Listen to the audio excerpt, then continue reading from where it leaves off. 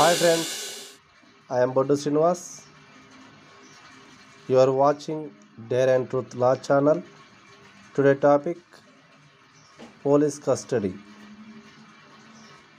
When following to the receipt of an information complaint report by police about a crime, an officer of police arrests the suspect involved in the crime reported.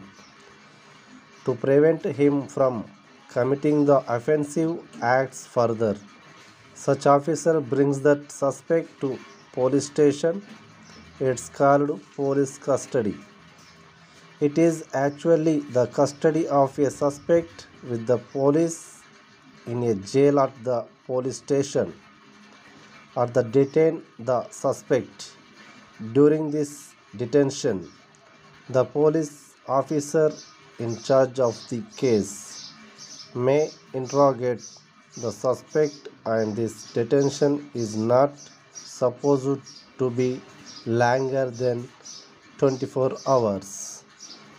ఒక నేరం గురించి పోలీసులకు సమాచారం లేదా ఫిర్యాదు లేదా నివేదన అందిన తర్వాత ఒక పోలీస్ అధికారి ఆ నేరానికి పాల్పడిన నిందితుడిని అరెస్టు చేస్తాడు.